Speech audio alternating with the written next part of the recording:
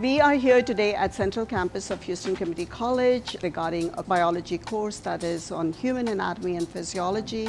This is a required course for nursing students or any other healthcare related field. Since this course is titled Human Anatomy and Physiology, it mainly talks about the body, and we are going to specifically go over the 11 systems that make up the human body. I tell my students everything that they are going to learn in this course is directly applicable to not only themselves but to everything that they see on a day-to-day life. So it teaches them how to take care of their body overall. It talks about, helps them understand simple things like when they get their blood work, they are able to understand what their blood work report shows. They are able to help their family members, and obviously in the longer run this is definitely going to help them in their career choices that they're going to make.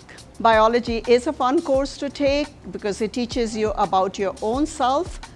You have a better understanding of your own body, your family members, and obviously it's going to help you in your career choice. Biology at times can be an overwhelming course because of the terminologies, and I often tell my students the best way to learn is study on a daily basis, chunk your time, and make sure that you're giving this course the time that is needed. The one thing that I would like all students to pay attention to is that do not be afraid to ask questions. Biology is an overwhelming course, but if you are prepared and following directions from your instructors, you will do extremely well.